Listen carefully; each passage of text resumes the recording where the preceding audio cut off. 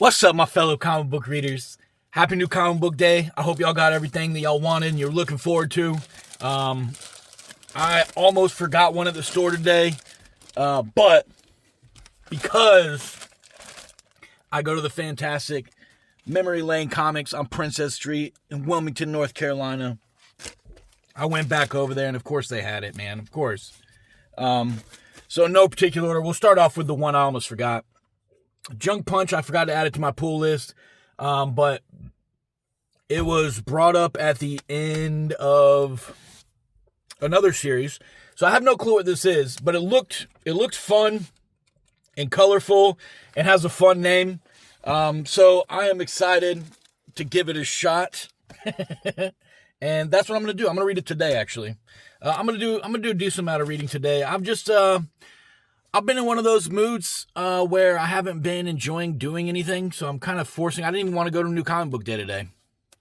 And I forced myself out of the house. Me and, Amanda's at work, so I swung by her work. We went out to lunch. I went to a coffee shop and, read one of my comics there. I'll tell you which one when I get there, which one it was. I enjoyed it and had some good coffee. I got a flat white, if you know what that is. It was really good. And it was a coffee shop right across the street from my comic book shop. So, hell yeah. But let's start talking about the comics I got. Rockefeller, issue number 0. This came out a couple weeks ago. My LCS somehow got shorthanded on them, and I was one of the unlucky few that didn't get it. But they ordered it without me asking. I didn't have to go in there and be like, yo, what the hell? They already had it ordered for the next wave. So I got it. And I am excited to read this because I've been loving Rockefellers. Next up, we got Rogue One, Jin Riso, which is the one that I read at my coffee shop. I like these because they're in line. They're not part. The last one I thought was part of the Rogue One series, or the Rogue One movie, which I'm going to go rewatch Rogue One because I love that these are coming out. And it's been a while since I watched it. But the last one was kind of like it picked up right before, like, the in-between the beginning of Rogue One for that character. This one did the same thing, like, the Rogue One story started, you see that on, like, the first page, and then there's, like, a gap between, like, that, where the scene is, and then, like, the rest of the movie, and this is, like, a little bit of a filler of that, of what happened in between. But this was a really good story. I really enjoyed it. And if you're a Star Wars fan, even if you haven't seen Rogue One, that story, fantastic story. Next up, we got Doctor Strange, issue number 7. Doctor Strange is one of my favorite characters to read. I am enjoying these, but I say this, and I've been saying this for the last 4 or 5 issues. I'm ready for Doctor Strange to come back to Earth. Wade Wilson's Deadpool, issue number 5. This is one of my favorite Marvel stories going on right now. This is exactly like you picture Deadpool from his movies. The character that he plays is just so funny and perfect and carefree and for all the wrong reasons. But I am excited to read this one. Next up, my other favorite current Marvel series going on. I literally think these are my 2 favorite, excluding maybe like Iron Man, Spider-Gwen, and I got a couple. Maybe I need to make a video about what my favorites of each publisher are. We'll do that soon. But Mark Spector, Moon Knight, I love Moon Knight's character. He's another one of my favorite characters. And the story that's being told in here, and the artist, I always give Dev Promnick a shout out because he's just a super cool ass dude.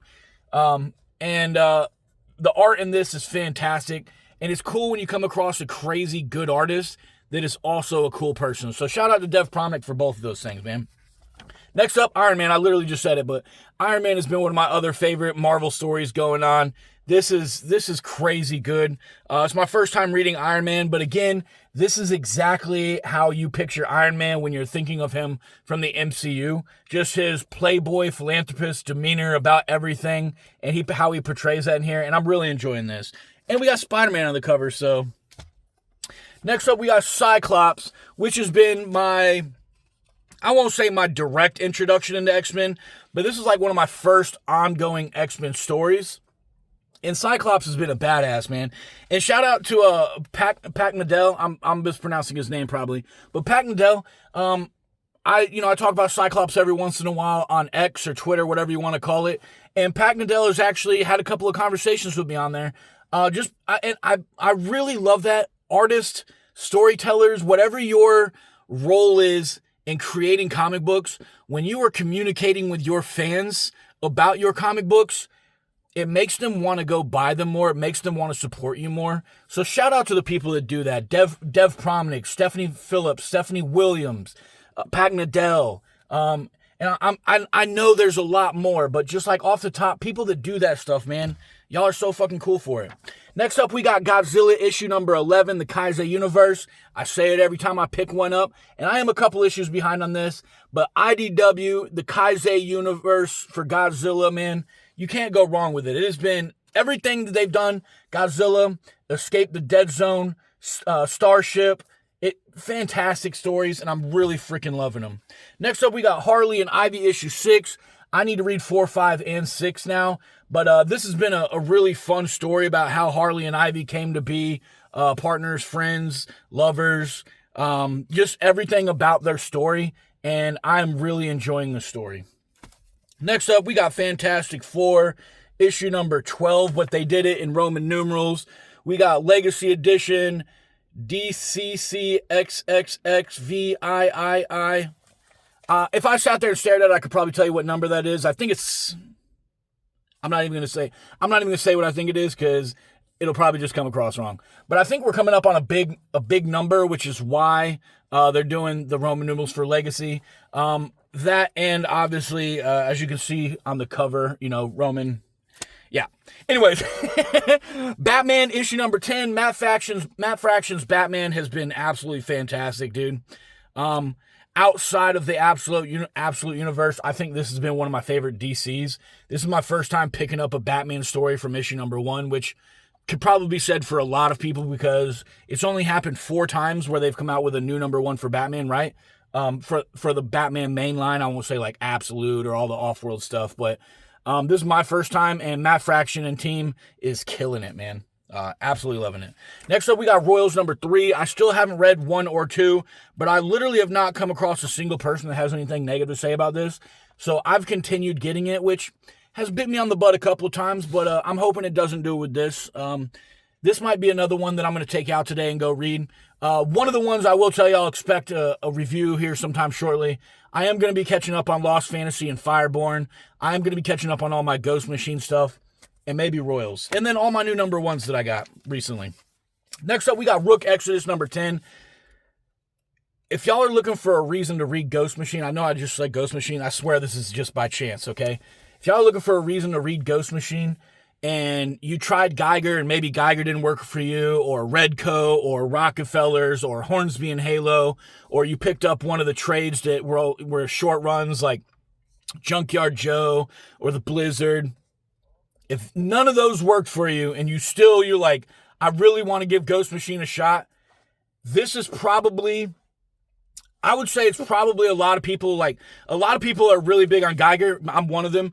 All right. But the art in Rook Exodus, this is probably the best art. Jason Fabok has been absolutely killing in this. And I think it's criminal how under talked about Rook Exodus is. And I know a decent amount of people talk about it, but there's a lot of people that should be reading this because they talk about the art in their comics.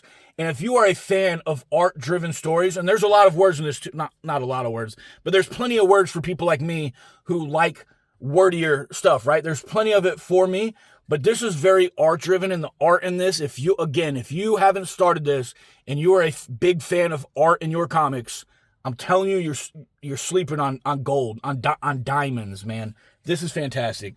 And again, the story, fantastic.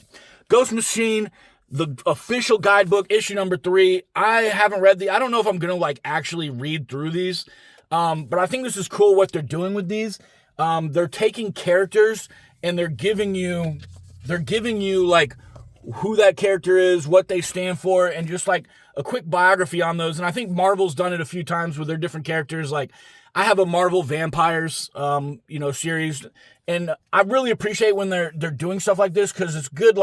If you're looking for a certain character type, you can pick these up and then find out I really like that character. What run are they in? Because there are, like I said, just listed, there's 6 or 7 ongoing Ghost Machine titles, and I rolled my eyes because I hate when I say those two numbers together because I know someone is gonna. I got teenagers, bro. I hear it all day. All right, and then we got, last but not least, the Dead Man. The next level events continue. They have continued to impress me, and I really love what Dead Man did in